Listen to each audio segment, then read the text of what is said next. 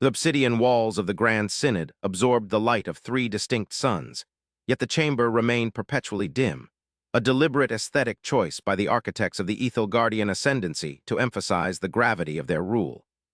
Here, within the hollowed chest of a dead moon that orbited their homeworld, the fate of galaxies was measured not in lives, but in cycles of expansion and resource acquisition. The air was thick, recycled through filtration systems older than most civilizations, carrying the scent of ozone and ritual incense that did little to mask the underlying metallic tang of ancient, stagnating power. High Exarch Valen sat upon the throne of silence, a massive construct of floating basalt shards held together by a localized gravity field, his multifaceted eyes reflecting the holographic star charts that dominated the center of the room. He was tired, though his biology did not allow for sleep in the way lesser species understood it. He was weary of the predictability of conquest, the bureaucratic monotony of absorbing species that broke too easily under the weight of the Ascendancy's fleets. Below the dais, the circle of sub-admirals and planetary governors shifted in their ceremonial armor, their chitinous plates clicking softly against one another, a sound like dry leaves skittering over stone. They were debating, as they always did, the logistics of a skirmish on the fringe, a minor irritation that had persisted longer than the algorithms predicted. A species calling themselves humanity, originating from a damp, high-gravity rock in a single-star system, had refused the initial writ of annexation. It was a common enough occurrence. Primitive civilizations often clung to notions of sovereignty with the desperation of drowning animals, unaware that the water rising around them was an ocean they could not hope to navigate. But this debate was different, fueled by a subtle undercurrent of unease that Valen could taste in the recycled air. The reports from the frontier were inconsistent, fragmented, filled with sensor ghosts and anomalies that the war minds could not parse. One of the younger commanders, a vibrant strategist named Calith, whose carapace still held the iridescent sheen of her last molting, stepped forward into the projection field. Her movements were sharp, precise, indicative of a mind that had not yet succumbed to the lethargy of the upper echelons. She manipulated the hologram with a wave of her clawed manipulator, zooming in on the spiral arm where the Terran sphere of influence lay. The image was unimpressive. A scattering of outposts, a few trade routes, and a communication network that bled archaic radio waves into the void like a leaking wound. To the Ascendancy, who communicated via subspace resonance and quantum entanglement, it was the equivalent of smoke signals in a hurricane. Yet Calith's mandibles twitched with a nervous energy that she failed to suppress. She spoke, her voice amplified by the acoustics of the chamber, echoing off the high vaulted ceiling. She spoke of the initial scouting probes that had vanished without transmitting distress signals, not destroyed by weapons fire, but simply ceasing to exist as if wiped from the causal plane. She spoke of the erratic energy signatures detected near the gas giants of the human system, spikes of gravimetric distortion that rivaled the output of a collapsing star, only to vanish milliseconds later. She argued that the humans were not merely resisting. They were hiding something, masking their true capabilities behind a facade of primitive technology and chaotic expansion. The older admirals scoffed, dismissing her concerns as the paranoia of an inexperienced officer seeking glory in the mundane. They pointed to the humans' kinetic weaponry, their fragile biological forms, their reliance on chemical propulsion for their smaller craft. They saw a species that had barely crawled out of its gravity well, not a threat to an empire that had conquered the stars for 10,000 cycles. Valen watched the debate with a detached curiosity, his mind drifting to the ancient histories of the Ascendancy, to the times before they were the masters of the sector, when they too had been small and fearful in the dark. He saw a reflection of that fear in Calith, a recognition that the unknown was not always a frontier to be claimed, but sometimes a precipice to be avoided. The humans were an anomaly, yes, but the Ascendancy did not tolerate anomalies. Order was the supreme virtue, the lattice upon which their society was built, and anything that defied categorization was a cancer to be excised. He raised a hand, and the chamber fell instantly silent, the clicking of armor ceasing as every eye turned toward the throne. With a voice that resonated in the chest cavities of all present, he issued the decree that would end the debate, and he assumed the human annoyance. The Grand Armada, the pride of the Ascendancy, a force that had shattered Dyson spheres and cracked planetary crusts, would be deployed. They would not send a diplomatic envoy or a subjugation fleet. They would send the hammer. They would burn the Terran system to ash and sift through the debris for answers. The assembly dispersed with the rigid discipline of soldiers, leaving Valen alone in the dim light of the holographic galaxy. He stared at the small, insignificant dot that represented the human homeworld, feeling a strange premonition, a coldness that seeped through his thermal regulation layers. It was the intuition of a predator realizing that the rustle in the grass might not be prey, but something else entirely. He dismissed the thought with a flicker of irritation. They were the ascendancy. They had conquered the stars. A single system, no matter how stubborn, could not stand against the tide of history. The journey to the Terran system was an exercise in overwhelming force. The Grand Armada did not travel through the conventional hyperlanes used by traders and lesser empires. They tore through the fabric of subspace, creating a corridor of violent energy that pushed reality aside. To an outside observer, it would have looked as though a scar was being carved across the night sky, a bleeding rift of violet and black from which the ships of the Ascendancy emerged like sharks surfacing from a dark ocean. There were no numbers to count them, for they filled the visual spectrum, a horizon-spanning wall of biometallic hulls, weapon spires, and engine clusters. The flagship, the Star Reader Asterisk, dwarfed the moons of the gas giant they approached, a cathedral of war dedicated to the glory of the exarchs. Kalith stood on the bridge of the Star Reader Asterisk, the vast sensory data of the fleet flowing directly into her neural cortex. She felt the hum of the annihilation cannons, the thrum of the singularity drives, the collective consciousness of the crew ready to dispense judgment. Yet, as they decelerated into the outer reaches of the Sol system, emerging from the subspace rift near the rings of the planet the humans called Saturn, she felt that same gnawing unease return. The system was quiet, too quiet.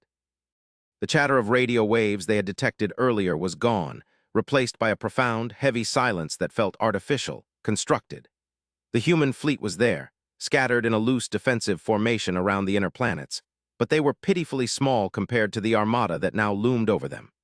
Their ships were blocky, utilitarian, scarred by micrometeors and the harshness of vacuum, lacking the elegance and seamless integration of ascendancy technology.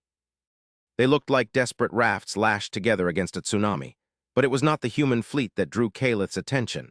It was the object orbiting just beyond the rings of Saturn, a massive shadow that blotted out the distant sun. It did not register on standard thermal or electromagnetic scans. It absorbed them. It was a void in the data, a blind spot that the ship's computers refused to acknowledge. Visually, it was terrifying in its simplicity. It was not a ship in the traditional sense, with engines and bridges and weapon ports. It was a geometric monolith, a colossal structure of dark, matte material that seemed to drink the light of the stars. It was jagged, scarred, and ancient, possessing a gravity well that perturbed the orbit of the nearby moons. This was the Leviathan. The humans had not spoken of it in their transmissions, had not boasted of it, but there it sat, a silent sentinel guarding the gate to their home. The High Admiral, a scarred veteran named Thrax capable of crushing diamonds in his grasp, ordered the fleet to adopt an envelopment pattern. He was unimpressed by the monolith, viewing it as a desperate attempt at psychological warfare, a hollow shell meant to intimidate. He hailed the human fleet, his voice booming across all frequencies, demanding unconditional surrender and the immediate deactivation of the construct.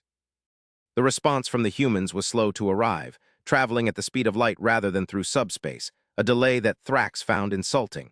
When the audio finally cracked through the bridge speakers, it was not the pleading of a conquered people, nor the defiant scream of a warrior race.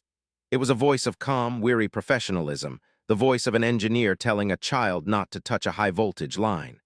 "This is United Earth Command to the invading fleet," the human voice said, devoid of posturing.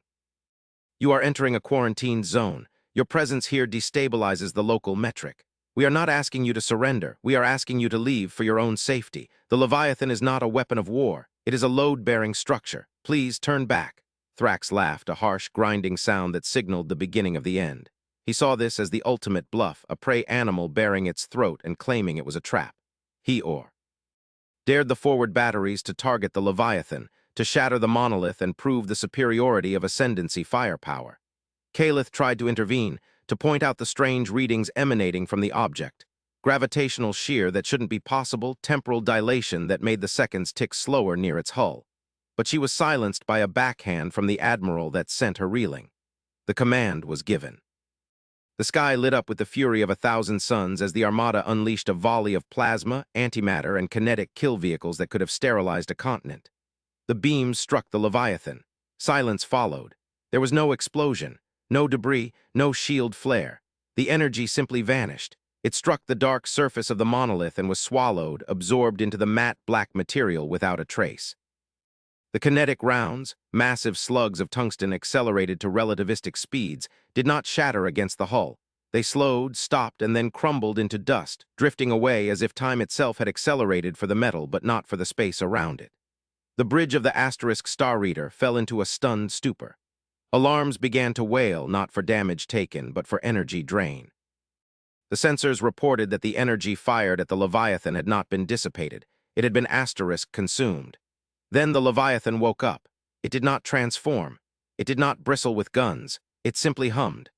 A low, resonant frequency vibrated through the vacuum, ignoring the lack of medium, transmitting directly through the hull plates of the Ascendancy ships and into the bones of the crew. It was a sound that felt like the grinding of tectonic plates, a deep, mournful note that resonated with the fundamental frequency of the universe. On the main view screen, the surface of the monolith began to shift. Lines of light, pale blue and stark white, traced complex geometric patterns across its vast expanse, illuminating kilometers of surface area in seconds. The gravity well of the object spiked, not pulling the ships in, but anchoring them in place. The asterisk star reader asterisk, massive as it was, found its engines whining in protest as space itself became viscous, thick like molasses. The human voice returned, still calm but with a harder edge. "We told you, it is load-bearing. You have added energy to a closed system. You are forcing it to vent." Before Thrax could issue a counterorder, the Leviathan released a pulse. It was not a weaponized beam, but a ripple in spacetime, a shockwave of pure distortion. It washed over the forward phalanx of the armada. The ships did not explode. They were simply pushed aside, their formations shattered, their systems overloaded by the sudden shift in physical constants. The asterisk star reader shuddered violently, the lights flickering and dying before emergency power kicked in, bathing the bridge in a bloody red glow. Kalith scrambled to her console, her hands flying over the controls, trying to make sense of the data. The Leviathan hadn't attacked them. It had swatted them away like flies. The energy readings from the construct were now off the scale, climbing exponentially. It wasn't generating power, it was channeling it from somewhere else or perhaps holding something back. The realization hit Kalith with the force of a physical blow. The humans weren't protecting Earth from the Ascendancy. The Leviathan wasn't a fortress, it was a dam. "Admiral," Kalith whispered, her voice cutting through the panic on the bridge. "We need to cease fire, immediately. Look at the metrics, the energy we poured into it. It wasn't absorbed by shields. It was used to reinforce the containment field. If we overload it, if we break the shell..." Thrax, his pride wounded and his worldview shattering, refused to listen. He saw only a defiant enemy. He ordered the deployment of the planet crackers, the ultimate weapon in the Ascendancy's arsenal. But as the launch bays opened, the human fleet moved. They didn't attack the armada. They moved between the armada and the Leviathan. Small, fragile human ships placed themselves in the line of fire, their shields flaring as they broadcast a frantic open-band signal. "Don't do it," the human commander yelled, the calm veneer finally cracking. "You don't understand what's inside. The Leviathan anchors the reality of this sector. If you crack it, you kill us all."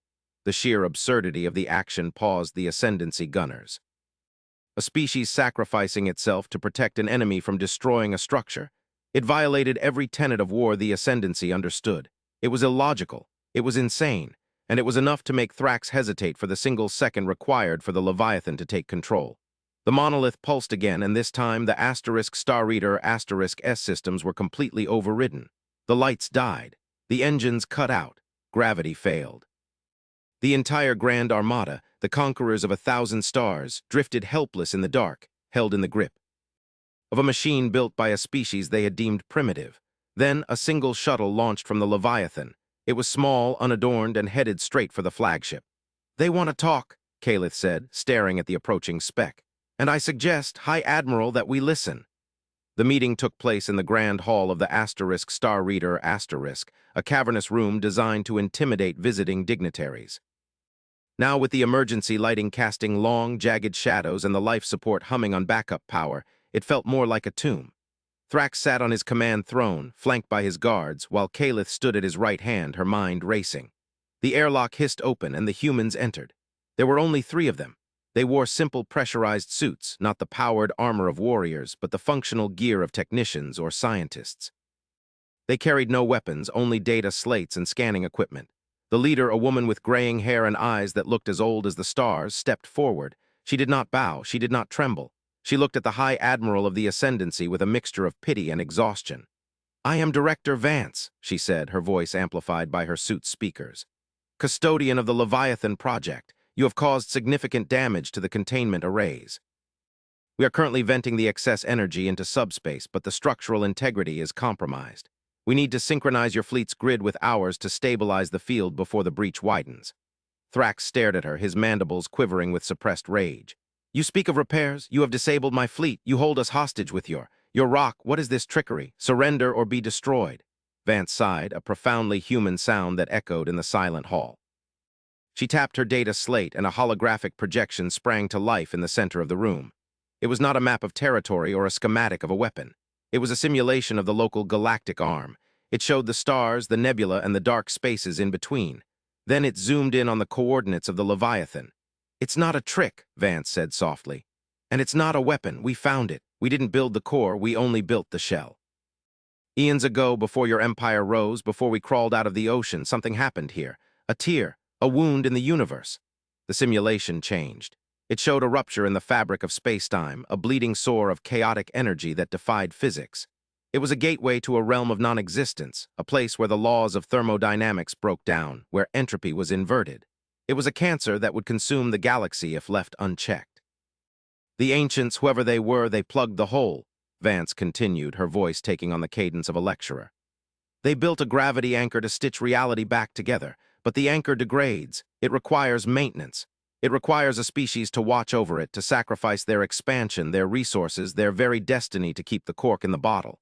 That is what humanity is. We are not conquerors. We are the janitors of the apocalypse."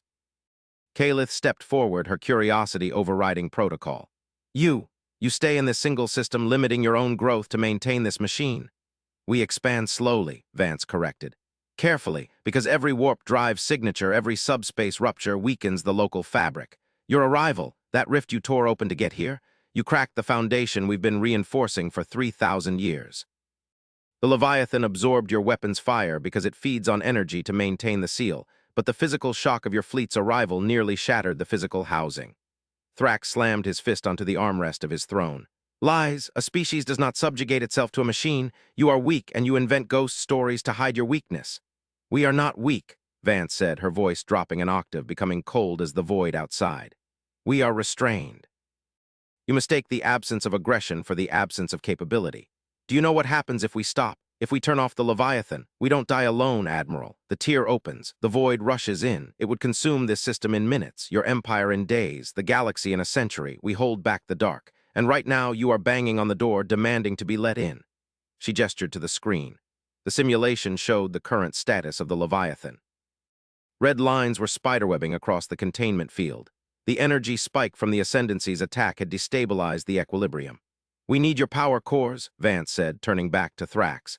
"Not to surrender. We need you to link your ships to the Leviathan's intake manifolds. We need to dump raw power into the gravity stabilizers to compensate for the damage you caused. If you don't, the seal breaks in less than 2 standard hours." Thrax looked at his officers, then at the human. He saw the truth in her eyes, or perhaps he saw the reflection of his own inevitable demise. But his pride was a heavy chain. "And if we refuse, you will destroy us." "No," Vance said. "We will die together, and the silence that follows will be the only legacy of the Ethel Guardian Ascendancy." The silence in the hall was absolute. For the first time, the conquerors were faced with a situation that could not be solved by force. They were faced with a moral imperative, a duty that transcended flags and borders. Kalith looked at the simulation, at the terrified, complex mathematics of the containment field. She understood. The erratic signals, the hiding of humanity, it was all to minimize the noise, to keep the water calm around the dam. "High Admiral," Kalith said, her voice steady. "The data matches the subspace anomalies we detected on approach. The mathematical models are sound. If that field collapses, the resulting vacuum decay will travel at light speed. There is no retreat." Thrax slumped in his throne. The weight of 10,000 years of conquest felt suddenly light compared to the weight of the decision before him. To aid the enemy was treason. To die for nothing was folly. He looked at Vance, this small, soft creature who stood before the might of the armada without fear, only burden. "Link the fleets," Thrax rasped, the words tasting like ash. "Do what she says." The next hour was a chaotic symphony of engineering and desperation. The Ascendancy ships, machines of death and destruction, maneuvered alongside the blocky, utilitarian human vessels. Umbilicals were fired, energy transfer beams were locked, and the massive reactors of the Asterisk Star Reader and its escorts were pushed to their limits. They were not firing weapons. They were bleeding their very lifeblood into the Leviathan. Kalith worked alongside the human engineers, coordinating the flow. She saw the interior of the Leviathan through the shared telemetry. It was a labyrinth of impossible machinery, vast chambers where gravity flowed like water, where time moved in eddies and currents. And everywhere there were humans. They were working in the dark, in the radiation, repairing circuits, welding bulkheads, dying to keep the machine running. She saw their history in the archives of the ship, generations of humans born and dying in the shadow of the monolith, a species that had turned its back on the stars to save them. She realized then the magnitude of the mistake the Ascendancy had made. They had thought humans were weak because they hadn't conquered. But the strength required to asterisk not conquer, to stand as a sentinel in the dark for millennia, was a strength the Ascendancy could not comprehend. It was the strength of Atlas holding up the sky. As the energy transfer peaked, the Leviathan began to sing again. The low, mournful note rose in pitch, becoming a harmonious chord that vibrated through the hulls of every ship. The red lines on the simulation receded. The tier in reality, the void predator that Vance had spoken of, was pushed back, sealed beneath layers of reinforced spacetime. The crisis passed. The silence returned, but it was no longer heavy. It was the silence of relief. When the connection was severed, the Ascendancy fleet was drained, their reserves near zero. They were vulnerable. The humans could have destroyed them then. A single volley from the Leviathan, now fully charged, could have wiped the armada from existence. Thrax waited for the blow, accepting his fate, but the blow never came. Vance's voice returned over the comms. Diagnostic complete. Containment is stable at 98%. Thank you, Ascendancy. You have purchased us another 1,000 years. Thrax stood on the bridge, staring at the black monolith. You are letting us go. We are not your enemy, Vance replied. We never were. We are the wall. You are welcome to stand on it with us, or you are welcome to leave, but do not strike the foundation again. The journey back to Ascendancy space was slow. The fleet limped home, their drives sputtering, their pride shattered. But something had changed in the crew. They had seen the abyss. They had seen what lay beyond the veil of their conquests. They had met a species that did not fight for territory, but for existence itself.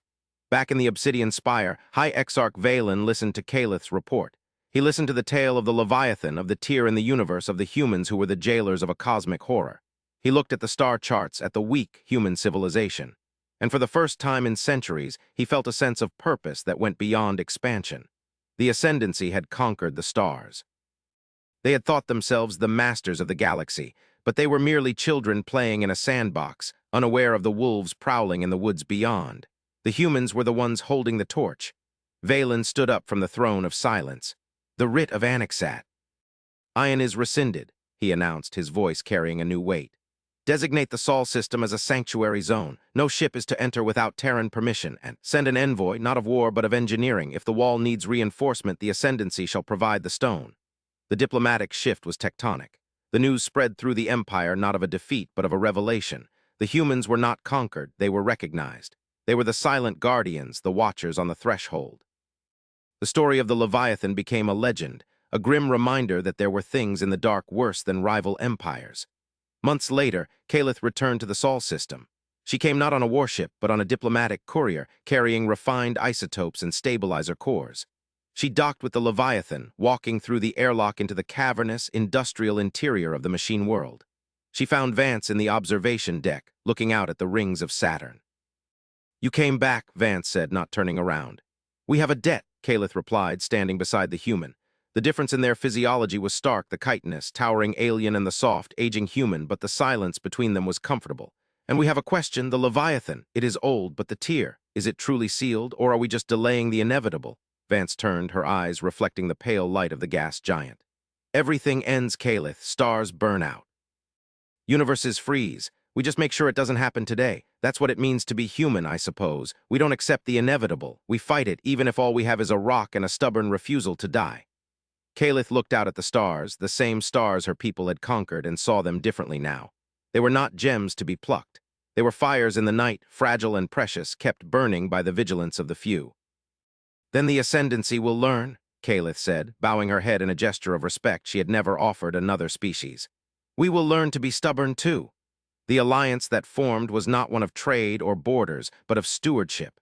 The Leviathan stood as the symbol of their unity, a dark monument against the backdrop of infinity. And deep within its core, where the fabric of reality was thin and the whispers of the void could still be heard, humans and aliens worked side by side, watching the gauges, balancing the equations, holding the line.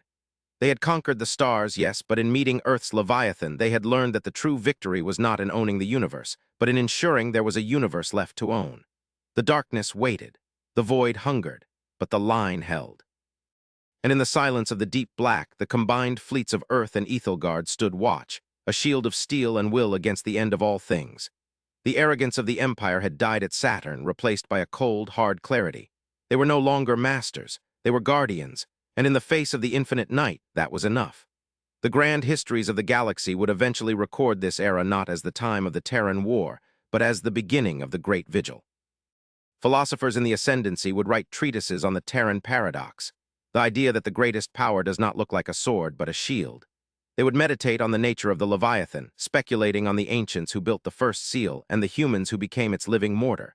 But for the crews aboard the station, for Vance and Calith, there was no philosophy. There was only the hum of the grav drives, the reading on the monitors, and the eternal vigilant watch. They looked into the abyss, and when the abyss looked back, they did not blink, for they knew that as long as they stood together, the lights of the galaxy would not go out. The armada had met the Leviathan, and in doing so, it had found its soul. Far beyond the edge of the galaxy, in the deep intergalactic void where light dared not tread, the ripples of their actions were felt. The predator that had scratched at the door of reality sensed the reinforcement. It felt the new strength, the fusion of human ingenuity and ascendancy power. It recoiled, sliding back into the depths of non-space, waiting for another weakness, another crack. It would wait a long time, for the Leviathan was awake and it was no longer alone. The stars were safe, held in the cupped hands of two species who had chosen life over pride. And in the quiet dark, that choice shone brighter than any supernova.